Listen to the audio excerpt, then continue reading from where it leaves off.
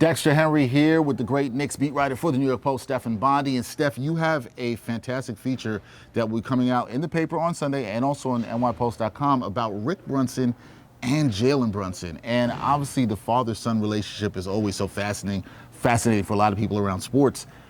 What you did this piece, obviously you talked to Rick, you talked to Jalen as well too. What did you learn about how Rick shaped Jalen Brunson's career to turn him into the player that he is today? Well, he shaped him through training him first in basketball.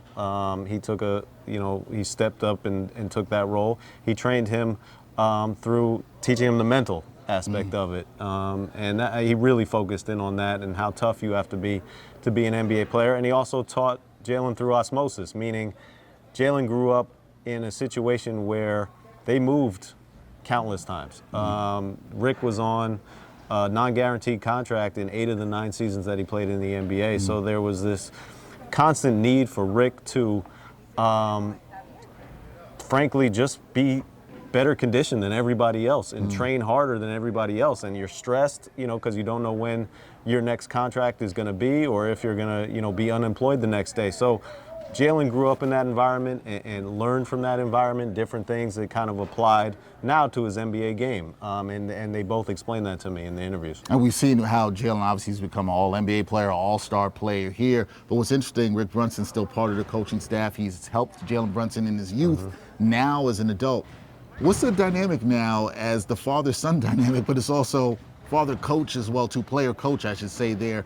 How does that work out with, still your dad? Yeah, I mean, obviously it's changed. Jalen is now a superstar and a father and a grown-up himself. So the father-son dynamic has obviously changed, but he's still, if you watch the games, Rick is the guy still warming up Jalen before every game. They go through the same routine. He's still the guy.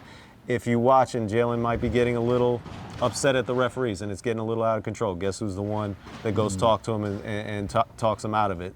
It's still Rick. So I think you still see Jalen trusting Rick above anybody else, and that makes sense. That's his father. That's the guy who taught him from the very beginning. Yeah, he's still there in his corner. I guess the last thing for me here, Steph, and we want people to obviously read this piece on Sunday, but what do you hope that people take the most from this piece, and why was it important for you as a writer to write this now with the start of the season? Yeah, a lot of it is not just the Rick-Jalen dynamic. It's the story about Rick, and a lot of people don't know his history and what shaped him as a player and how Jalen grew up. A lot of people don't know that. I think part of the story is Rick was in Australia when Jalen was born, and the first person to tell Rick that his son was born was Leon Rose, because he was his agent at that time. And he says, Leon held my son before me. So it's a bunch of different stories like that kind of like are connected to the Knicks, and I think that Knicks fans will find it interesting. I think they will find it interesting. Check that out on Sunday. We'll be in the Sunday paper for the New York Post, also nypost.com. You can check out that feature from Stefan Bondy on Jalen Brunson and Rick Brunson. Should be a good one. Steph, appreciate it. Look forward to reading it and hope the rest of you enjoyed as well.